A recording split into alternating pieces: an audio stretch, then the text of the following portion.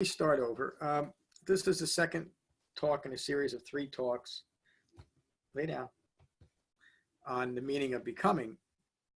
This is really a key theme of the Buddha's Dhamma. In fact, you could really take the essence of what the Buddha is teaching and bring it down to this one thing. What am I going to become in this moment?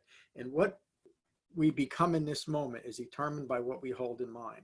And the Buddha taught that as Dhamma practitioners, what we hold in mind, exclusive of anything else, is an eightfold path to guide our thinking, guide our actions, and to guide our entire Dhamma practice. He came across, let me put that a different way, he developed the eightfold path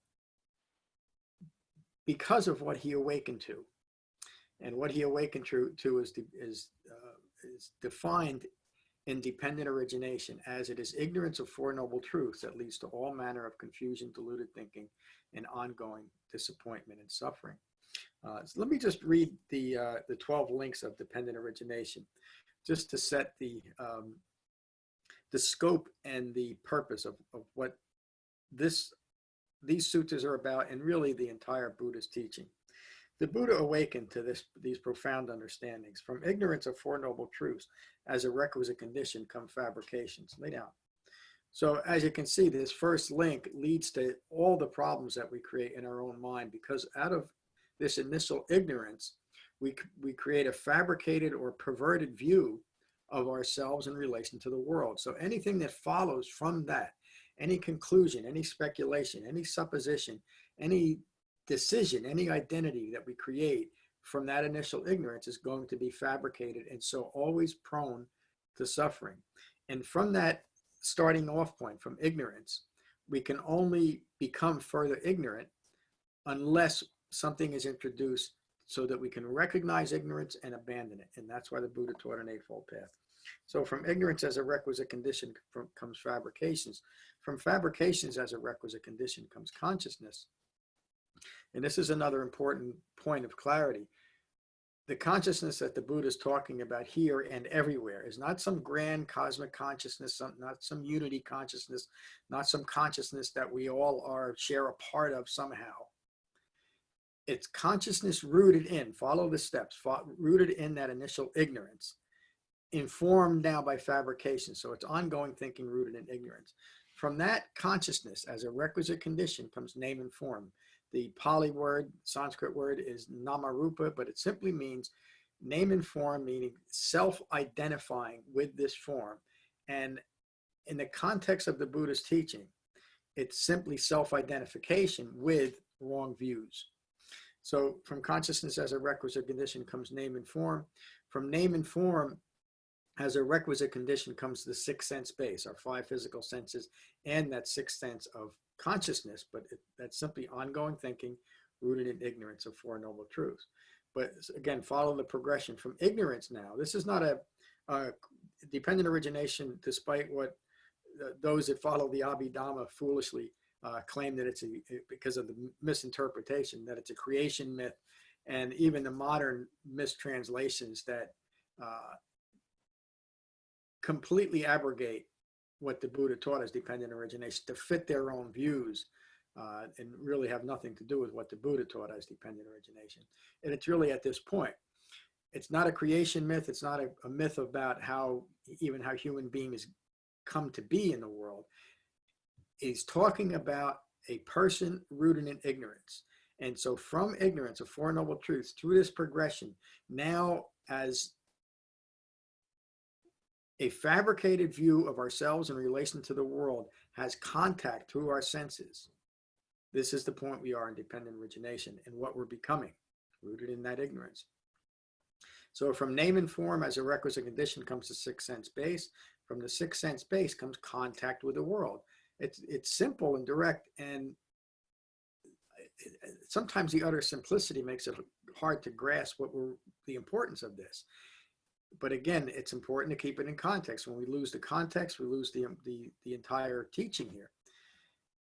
From ignorance now, my senses are coming in contact with the world around me, and I'm interpreting what is coming through those senses from the point of view of ignorance. And so anything that I'm interpreting now and identifying with is fabricated and can only lead to further ignorance and further stress and suffering. So from contact as a requisite condition comes feeling. I'm not going to get too much deeper into dependent origination because I want to get to the sutta. From feeling as a requisite condition comes craving. Once we have that, once something has aroused our interest, and if we feel that it's given us pleasure, we want more of it. And if we feel that it's taking away or might take away from our pleasure, we want less of it. And the biggest part of that is we are ambiguous to many things simply because they don't catch our attention because we're so distracted. Cody, lay down. From feeling as a requisite condition, from contact as a requisite condition, comes contact. From contact as a requisite condition comes clinging and maintaining. So again, watching the progression from ignorance through our senses, we find something that we like or we dislike, and we start creating identities about it. We're self-identifying. And in a very real way, as the Buddha describes it, we have joined now with our suffering. We self-identified with our suffering. And once we do that, once we create an identity about what we like and what we don't like, we start clinging to that, to those desires. And clinging is an aspect of maintaining. So from clinging and maintaining comes becoming. And that's the important point here. And there's never a modifier in this description, because in the context, it doesn't need a modifier. People would ask, well, becoming what? Becoming further ignorant, unless something happens to interrupt that ignorance giving rise to fabrications, and that's the Eightfold Path. So just to continue the dependent origination, from clinging to maintaining comes becoming. From becoming, the next link is from becoming comes birth. Now, again, this isn't a creation myth like most the Abhidhammas would insist, or even the Mahayanas who misinterpret this. It's not physical birth. It's not a creation myth. It's giving birth to another moment rooted in ignorance. Again, remember the progression. And then the last link in this chain, from birth as a requisite condition, from giving birth to another moment rooted in ignorance, comes all manner of confusion, deluded thinking, and ongoing suffering. And that's the 12 links of dependent origination. And it points to the point of these talks. It points to this key underlying theme of becoming that runs throughout the Buddha's teaching, but I was a student of Buddhism for many, many, many years, and I never even heard the word becoming mentioned once, and certainly not in the context of dependent origination, because that's never clearly defined anyway. It's always presented as a creation myth, or as something to prove erroneously that we are all interdependent or interconnected or interbe. It doesn't say anything about that. I just read it. So what the Buddha awakened to is that it's ignorance of Four Noble Truths that leads to all manner of confusion, deluded thinking, and ongoing suffering. So he taught that Eightfold Path to interrupt ignorance and bring wisdom and understanding to a mind that is once rooted in ignorance. That points to the potential that each and every moment in our lives has. Each moment holds the potential to either become further ignorant and continue suffering, or to become awakened. And that really is the only choice that we have, and it's the choice that is framed by the Eightfold Path. Now, I just want to read one thing from the Loka Sutta that I covered last week. I bookmark it, but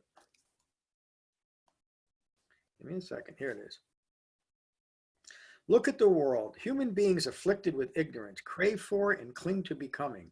All forms of becoming anywhere, in any way, are impermanent, stressful, and always subject to change. Knowing this, the arising and the passing away, from right view, craving for becoming and non-becoming is abandoned. That last line, or the line becoming or non-becoming, is so important and so misunderstood. What does it mean by non-becoming? The Buddha addresses that in so many suttas. We just went through a series of 7 talks on jhana, and in that sutta, in every one of those suttas, the Buddha talks about establishing ourselves in imaginary non-physical planes. And the description of the Buddha's own awakening, his noble search, the Aryapariyasana Sutta, he covers the same thing. In fact, many of the suttas we've been going over at Cross River Meditation Center in my recent talks, because it's such an important point Craving for non-becoming means deciding that, and the preference of this also is that we crave for becoming anything other than self, meaning in this moment, I'm not good enough or I need more. And particularly in modern Buddhism, this is why there's always new and novel approaches to what Buddhism might be. And the compulsion now is, how are we going to redefine and constantly redefine Western Buddhism? Well, there's no need to, because the Buddha already described a complete Buddhist path. But that's part of non-becoming, of thinking I need to acquire something or add something to myself to make me more of something. And in this case, a more well-rounded or more knowledgeable Buddhist. Again, remember this, the context that the Buddha is teaching here. He's teaching that any time that we attach ourselves to any thought, view, or idea that I need to embellish this with is rooted in ignorance and is a fabrication itself and can only lead to further becoming ignorant. So that's the important part. Excuse my emphasis, but it's so important. And I see that as the singular problem between what the Buddha taught and what has developed over the years. And it took me a while to see this in myself. But whenever we see from a fabricated view that I need to acquire something or add something, or as he told Ananda in the Bhava Sutta about wise associations, associate with people that we feel will somehow enhance our Buddhist practice when they're practicing anything other than what the Buddha taught. That's all part of this non-becoming.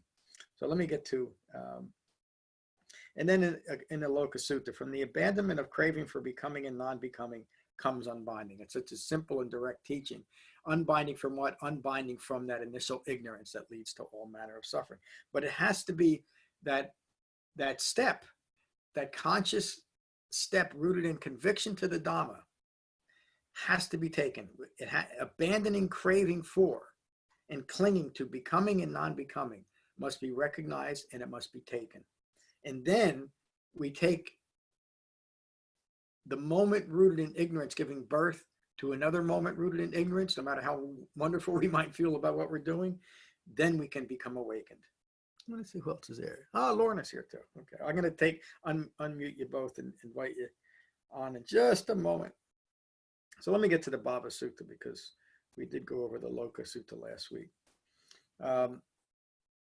This is another one of those three most significant suttas, because even during the Buddha's time, now he was teaching, hearing directly from the Buddha, and even Ananda was confused, and many of the other monks and nuns of the early Sangha were confused exactly what this means by becoming. And it's a very simple concept, but because we have such a veil of ignorance and we're so stuck in it, we simply can't see what is meant by this. So, excuse me. So in this sutta, Ananda, the Buddha's cousin and chief attendant, who heard every talk the Buddha ever gave, was still confused.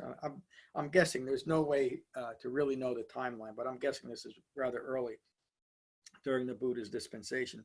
On one occasion, Ananda went to the Buddha, bowed and sat to one side. He was unsure of the meaning of becoming, and so asked the Buddha, becoming, to what extent is there becoming? The Buddha replies, Ananda, if there were no karma ripening within the feeling property, would the feeling property be noticed? So again, remember that one of the reasons why I went through dependent origination again is to put that in context. What does feeling precede? What does feeling follow? Is contact. And so from contact to feeling, to craving, to clinging and maintaining, to birth, to the whole manner of suffering. If there were no karma ripening within the feeling property, would the feeling property even be noticed? So again, I have to define karma in its correct term. Karma is the present moment unfolding of past intentional actions modified or moderated by what we're holding in mind. And if what we're holding in mind is rooted in ignorance, then that energy, and energy and action really is what means karma, what defines karma. If what we're holding in mind is still ignorant, the only thing that feeling property is going to create and give substance to is further ignorance. But if what we're holding in mind is framed by the Eightfold Path, we're able to see what's occurring clearly, then the past intentional act that might be moderating something towards grasping or clinging and maintaining will be able to be interrupted by what we're holding in mind, meaning a well-concentrated mind developed through right meditation and framed by the Eightfold Path. So, let me, I want to unmute both of you because there's only two of you on. So I want to ask if there's any questions about that. So I'm going to do that now. If I can figure out how to do it. There you are. Unmute Lorna and unmute Maura. Okay, so you both can talk now if you want. Good evening. Oh, Lorna didn't get unmuted. Oh, there you are. So good evening. I'm glad you both could join tonight. Do you have any questions so far about what I've read? No? It's Lorna here, John. Hi, Lorna. I had a little technical difficulty with getting to you today, so just catching up with you. Oh, okay. I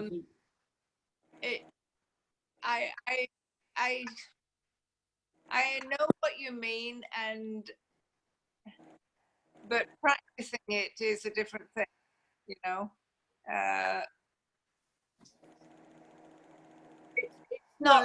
It's not really clear in my mind enough for me to get hold of my thought, recognize my thoughts, get hold of my thoughts, and take another action. It's not clear enough in my mind for me to do that. Let me finish the sutta then, and we'll talk a little bit more about the proper and the practical application of the Eightfold Path and how it relates to this. Yeah. Maura, how are you tonight?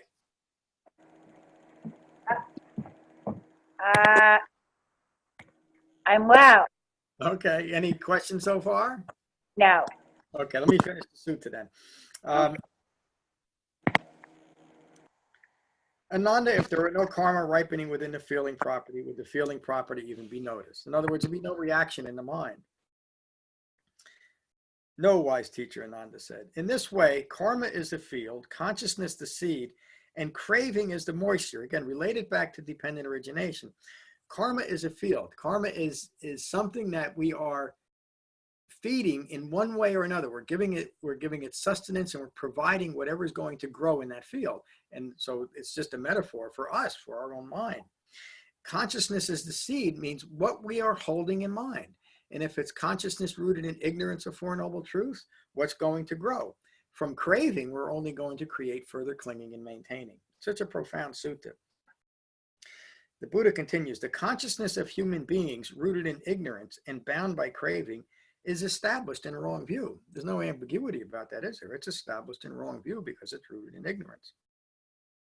Established in wrong view, renewed becoming is produced. That's why I said earlier that what the Buddha's Dhamma ultimately takes us to is a potential that each moment has. And that potential is either to continue ignorance by ignoring Four Noble Truths, or to become, and so become further ignorant, or to develop the Eightfold Path and become awakened. Established in a wrong view, renewed becoming is produced. If we do something to stop renewing that ignorance, we become awakened. The Buddha says, if there is no karma ripening in the form property, would the form property even be noticed? Again, this is also relating back to 5 clinging aggregates. Ananda says, no, wise teacher. In this way, karma is the field, consciousness the seed, and craving the moisture. The consciousness of human beings, rooted in ignorance and bound by craving, is established in wrong view. Established in wrong view, renewed becoming is produced. If there is no karma ripening in the formless property, would the formless property be noticed? No, wise teacher. In this way, karma is the field, consciousness the seed, and craving the moisture. The consciousness of human beings, rooted in ignorance and bound by craving, is established in wrong view.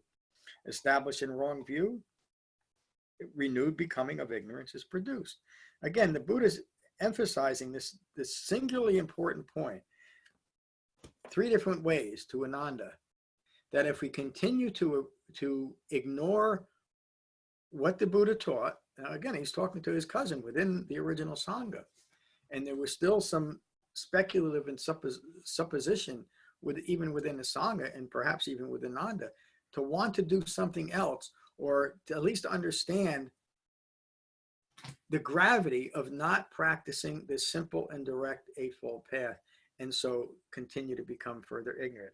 So, excuse me. Let me unmute you. I'm unmuting you, Lorna, and I'll unmute Maura if you want to be unmuted. Lorna, do you see now that understanding from the point of view of dependent origination, that a mind rooted in ignorance can really only go in one direction, towards fabrications and ultimately to creating moments of confusion, deluded thinking, and ongoing suffering? Do you see then how a right meditation practice developed for concentration? Somebody's making some noise there. Do you see how the eighth path to ending ignorance of Four Noble Truths? Does anybody hear me? Very vaguely. There's a lot of background, John. Coming from my end? Because yeah, I'm in a quiet room, so I think it might be on your end. Well, this house is very quiet. I don't know where the interference. Anyway, it's gone now. Oh, okay. Can you hear me? Yeah, I hear you clear. Do you see how let me answer the question. I got your question. See, from ignorance, meaning dependent origination, I do see that from ignorance of the Four Noble Truths, you can only create more ignorance. And I do get the purpose of that we're looking at tonight. Karma is a field, consciousness a seed, craving the moisture, meaning they're the components that an ignorant mind need to maintain ignorance. You could put it that way. Yes. When I look at karma is the field, consciousness the seed, craving the moisture, I look at consciousness being the seed. I wish I could change my consciousness to an enlightened consciousness so that I could see the field and I could see moisture, because I can't see them in my thinking. Maybe this sutta is just quirky in a way that I'm not just quite seeing it clearly. Maybe another simpler way for me to see this teaching is when we look at the five clinging aggregates, form, feeling, perceptions, mental fabrications, consciousness. This is not me, this is not mine, this is not who I am.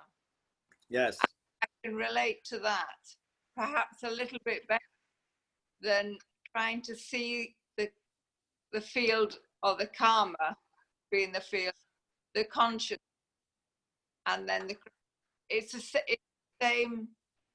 It's talking about the same problem, but I can see karma, consciousness, and craving as the moisture in my thinking. But here's the simple way of looking at this, and to kind of boil it down. What the Buddha's teaching Ananda and all of us, 2,600 years later, is that what we hold in mind will determine whether we become further ignorant or become awakened. And then he gave us very specific teachings of what it is to hold in mind. And that is simply the framework of the Eightfold Path. And remember when we were, I can't remember now, they run together, when we went over the Upada Sutta on an admirable Sutta, and how explicit the Buddha was to Ananda that what it means to have admirable friends as the whole of Dhamma practice, but that within that admirable friends has to be established Dhamma to guide our way. In this way, the Buddha is teaching Ananda basically the same thing, but to be well focused on seeing things clearly and to let go of any type of self-identification that's occurring, to simply be clear and present with things. Does that help? Yes, it does.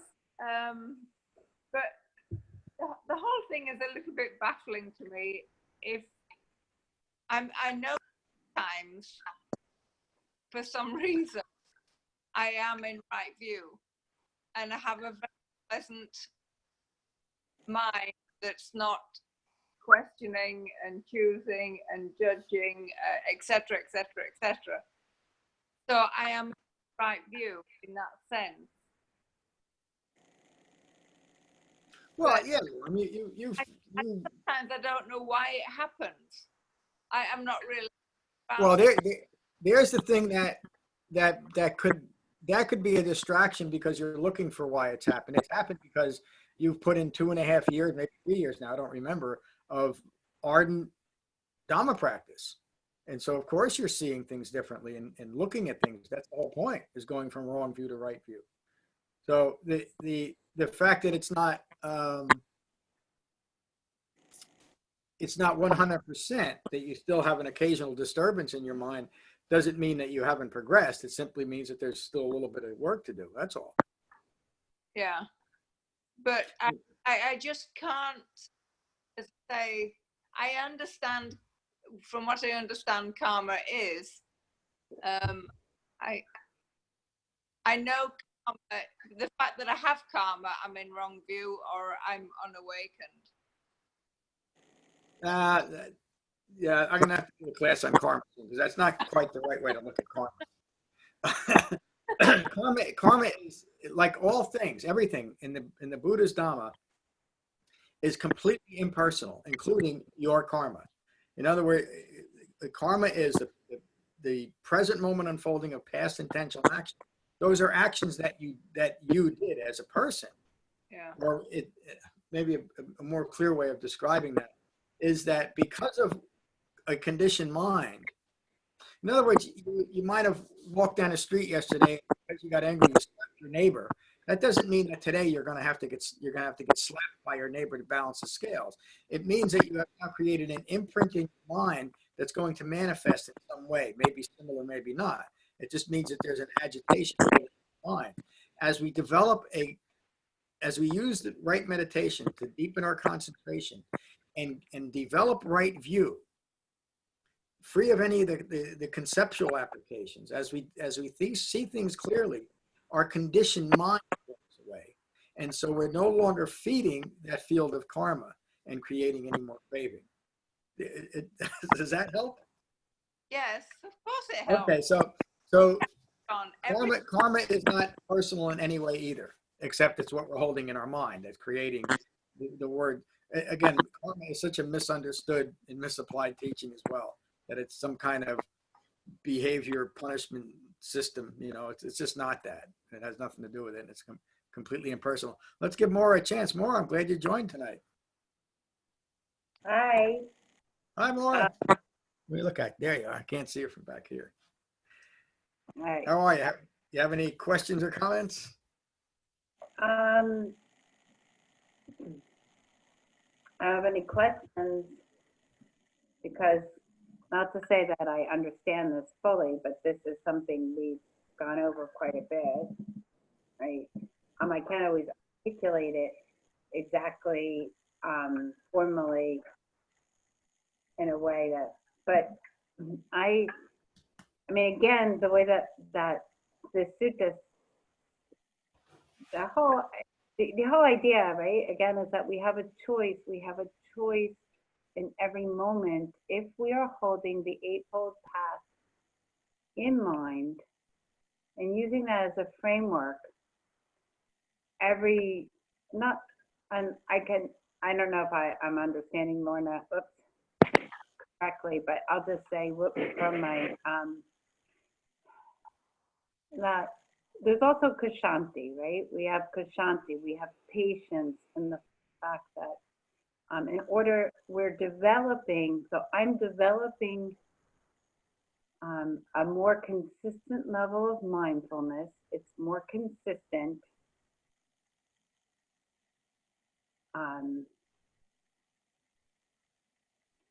Karma as a field, again, is what is the potential, is what's in ripening. The seed is there of consciousness. I have a choice with some wisdom, choosing to not follow repetitive, conditioned ways of increasing craving and clinging. And I can see that. I can see it happening in meditation, in my life. It's not 100%, and that's okay. It's a process of becoming Buddha, right? That's the name of the book. I know. So we're becoming awakened. I find, again, this teaching and this, the integrity of this application of karma, most powerful and optimistic part of all of Buddha's teaching.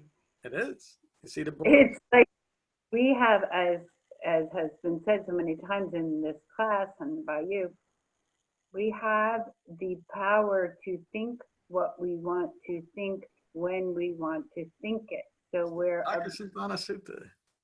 Right? We're observing thoughts that are leading to tranquility and, non-clinging and restraint, and we're directing and metta, and all of this is, as we always talk about, these banks that hold the Eightfold Path as this framework that steers the mind and consciousness into more likely, we're more likely to let go of clinging and craving, but it's more likely to happen. So the field is less. What did you say in this sutta? If what the Buddha was saying, like if there's a lot of karma ripening, I missed that. I heard it, but I can't remember it now. Well, and each of the different properties. If there is no karma ripening in the formless property, is karma present?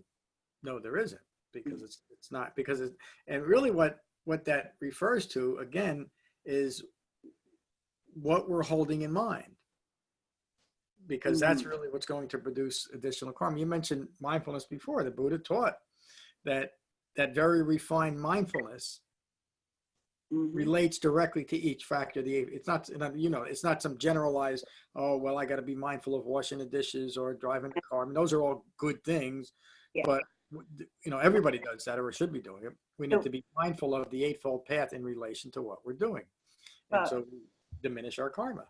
You see bodes? Yeah, hi bodes.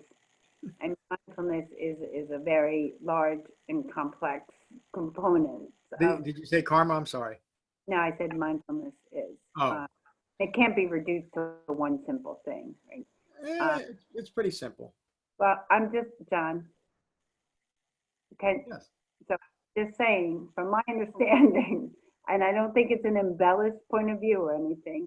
Mindfulness is not the, sati has different translations, but I'm talking about the way that you teach it, etc. Right? So, but seeing things, I find that either in daily life or in meditation practice, with right mindfulness and the right framework and developing concentration, that more and more things, more and more, in the seen there's only the seen, and in the heard there's only the heard. It got a little bit.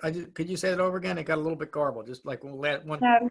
Actually, I don't even think I want to say it, because if I say it, it'll somehow it won't be said correctly, and then we'll get in this loop. So I think this is a really great sutta, and I think that I understand it. I apply it,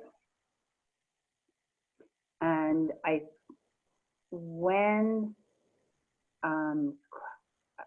I reach for some type of satisfaction and I attach myself to something out of ignorance, recognizing that that is what has occurred and watching the results of an agitated mind and making a determination to abandon that behavior. And then That's pretty good. you know, I mean, so like, I just think we have to be kind and gentle, as we always say, and not expect that in every moment we're going to be awakened, not have these pullings of the mind. You know, stuff is ripening and we have an opportunity to work with it skillfully as it ripens. Yeah, that's right. That one of the, and I say this a lot in class, especially, you know, in the last year. Lorna would know that the great freedom that comes from simply integrating the Eightfold Path and actually doing that, because then we know we're doing all that we can do. We don't have to second guess ourselves. We can truly be gentle with ourselves because we know what we're doing. All we need to do then is, like Ananda did, is continue with our Dhamma practice. You know, that's what taking true refuge really means. That too. It's a way of understanding the how and why of being gentle with ourselves. We have decided that we're moving from ignorance to wisdom.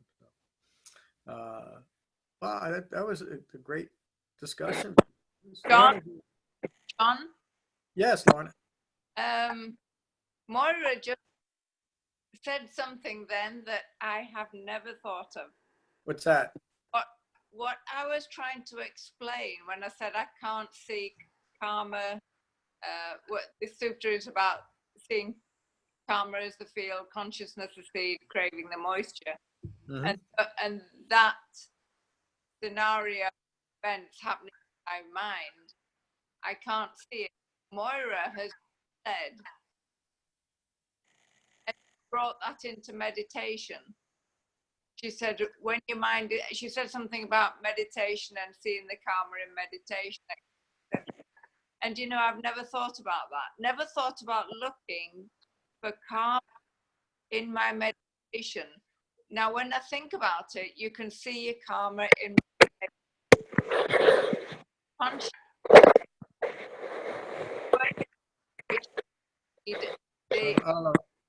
The moisture, I can see it clearly in if I about my mind in meditation.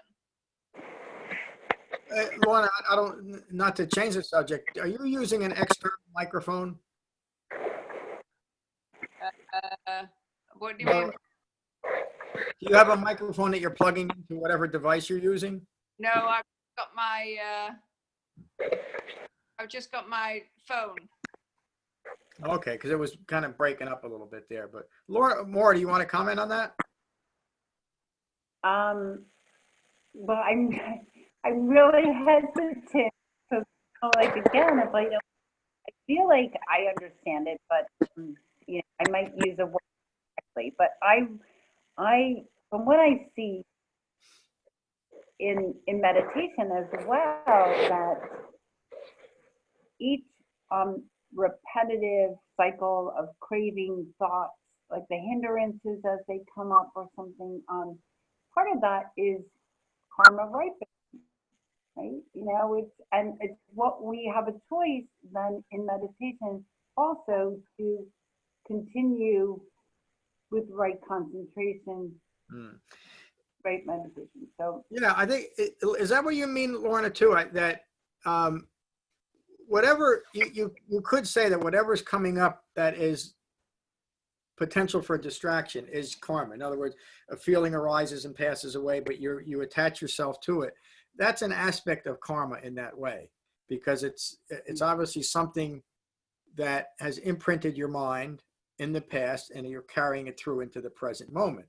So of course, in meditation, as you're deepening jhana, as you're deepening concentration and these things come up to catch your mind, that would definitely be a form of karma. So that's an astute way of looking at it that Maura is describing. And is that what your understanding is, Lorna? What I was referring back to about meditation, I think I know how I work my mind in meditation, and I work it from the point of I'm thinking, therefore come back to my breath. Just very simply, when you catch yourself on a thought, just come back to your breath, and that's my soul meditation. I can see now that the craving, the karma, which is coming from the sort of like the previous moment, passing over into this moment, transferring, and I'm either on a thought or looking for a thought, and then the moisture, which is what I'm putting into that situation, and therefore what will come out of into the next moment. And I can see the pattern of what we're talking about tonight. I can see it more clearly in my meditation. Then, but when I get out in the world, I can't see karma and I can't see moisture, and I can't, it's just like too much. Well, this is somewhat. The sutta is somewhat given in the abstract, so it's always difficult to take something in the abstract and apply it to practical life. The notion is to just be well concentrated and frame what you're experiencing moment by moment from the Eightfold Path. Go ahead, Moore. I'm sorry, being very interrupted there. That's the nature of the platform, I think. Well, also I'm, okay, so one of the things that I would say, Lorna, that I have also found is even in meditation, and this is just me, you may be further along in concentration than I am, but I can see these subtle craving of wanting to hold on to stillness or like a pleasant meditation. It'll creep in there. Even that is, so when I kind of can feel that little piece of subtle craving, oh, this is nice, I want to hold on to it. Like that too is, if I feed that, if I don't see that little subtle piece coming up and I go back to the breath or whatever's arising and passing, the feeling states, vedanas and whatever, I will become, I'll kind of further that, oh my God, whatever sutta I was reading this morning about, I can't think of it right now, but where, I'm losing that distracted thought, but the basic thing is to, again, just to keep staying with this boring breath, which is not so boring. That's a label we put onto it. But if I can still just really work with the mind in meditation, I know that also I am lessening further karma of craving and clinging. So I'm extinguishing that piece. And then what I find in life, there is more space around conditioned responses. So the karma, I still see karma with whether it's food or people or ideas or anything, or comfort, or like wanting to hold on to comfort or wanting something to be different. It's the same karma. It's the same field. Consciousness makes contact.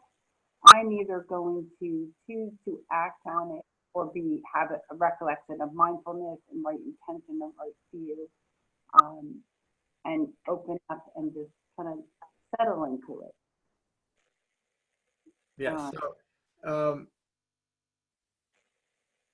That's it. Laura, what you just said, I would encourage you.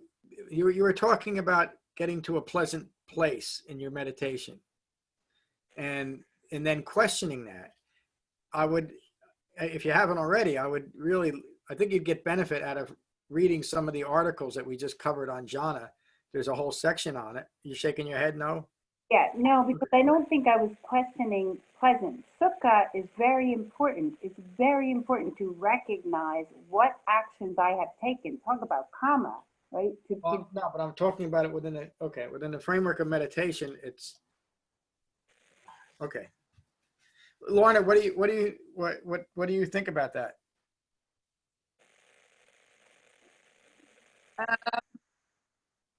I think I kind of got a bit lost there. I'm just basics, trying to absorb from the Buddha. He was a very clever guy. He's explaining he knows in as clear a way as he can. It's just not obvious to me right now what he's explaining. But maybe next week. Yeah, well, and in reference to what Maura was saying, that series we went through on jhana, just recognizing the different levels of jhana. That's all that they're there for. Yeah, and That you do with it, you just recognize, and it's really taught to keep us focused on meditation as a concentration practice and nothing else. So right. So what I'm saying is sometimes not in jhana necessarily, but just noticing a pleasant sensation and feeling and wanting to hold on to that. That's craving and clinging, John. sure it is. It is. And that happens in meditation. Ooh, oh, it's leaking. I want to hold on to it a little bit more. Right? So that's what I was referring to. I think I understand. I've heard the series on jhana. It's not like I'm not questioning or trying to create something or do more of something. You do recognize that absorption is there. You don't have to, but sometimes wanting to hang on to something can create selfing and clinging and craving and further suffering. Sure. Ignorance. That's what I was getting at. Very good. Well, I would say thank you both for joining tonight. It's a great discussion on a really important sutta. The part 3 will be next week. I did just today post the last week's talk on the Loka Sutta. So that's up on YouTube too. And I'll post these later. And Lorna, the Saturday's class, we're going to do that Vibhanga Sutta again, but we'll do it in 2 parts starting Saturday. So you're going to get a double dose of that sutta. So. That would be great, John. Yeah, that was really remarkable Tuesday night, wasn't it? Everybody. So we just want more of it. We want to get into it deeper. So, yeah. And Maura, thank you for joining tonight. I'm glad you joined. Thank you for having me. Thank you for everything, John. Thank you. Have a good evening, both of you. And boats. Hey, boats. Yeah, come here. Come here. Say goodbye. Over here. Say goodbye. Put your head down. Boats. Bodie.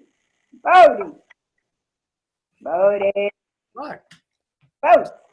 Who's that? Where's Sweet? Oh. Boats. Boats. Right now he's going to the front door. Boats. There, boats. There it is. Easy. Oh. Easy. That's okay. That's all right. Bodie. Oh. Hi, boats. Simon's looking for you. Simon's outside. Who? Simon's outside. Oh. He's outside. Hiya, boats. Boats. Woo!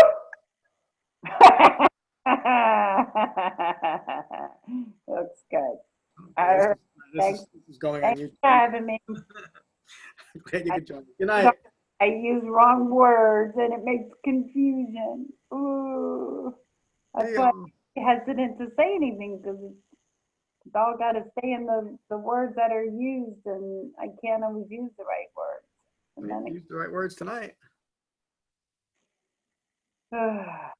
See you soon. Bye. Bye-bye.